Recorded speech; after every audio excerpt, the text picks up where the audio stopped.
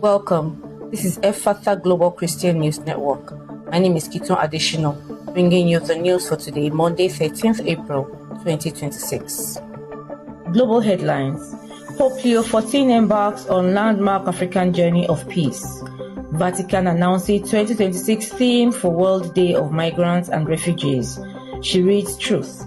35+ women gather for transformational Psalms study. Now details. Pope Leo XIV's historic visit to Africa. Pope Leo XIV departed Rome this morning for an 11-day apostolic journey across 4 African nations: Algeria, Cameroon, Angola, and Equatorial Guinea. Upon landing in Algiers today, he became the first pope to set foot on Algerian soil. At the Martyrs' Monument, he laid a wreath and delivered a powerful message of peace, stating, "The future belongs to men and women of peace." This trip aims to strengthen ties with the 288 million Catholics on the continent. Even just one new pastoral focus for 2026. The Vatican has announced the theme for the 2026 World Day of Migrants and Refugees, even just one of these children.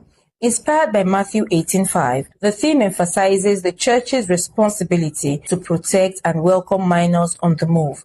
The Holy See stressed that in the face of global challenges, the value of a single child outweighs any discussion of numbers or percentages. She reads Truth Bible Study at Olivet. In a move toward deepening scriptural engagement, a group of women at Olivet Nazarene University gathered for a 4-week study titled Amen and Amen, a journey through the Psalms. The program, co-founded by Olivet alumna Rachel Myers, focuses on cultivating a daily habit of studying the Word and building multi-generational community connections. Now to the Nigerian scene. Nigeria highlights. Patience Jonathan admitted to knighthood of St. Paul in Bayelsa. Sir Charles Omiyale ordained Knight of St. Christopher in Houston. Educational restoration in Ogun State. Now the details.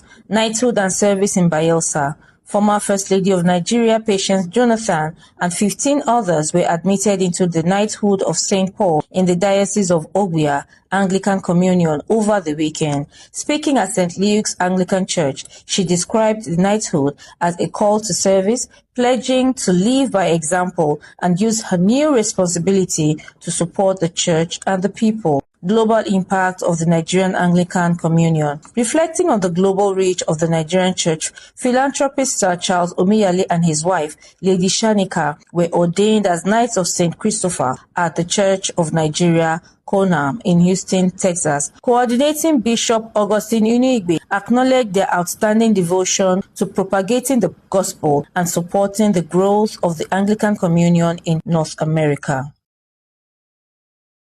Missionary School handover. In a landmark announcement, Governor Dapo Abiodun of Ogun State reaffirmed the government's commitment to returning public schools to their original missionary proprietors.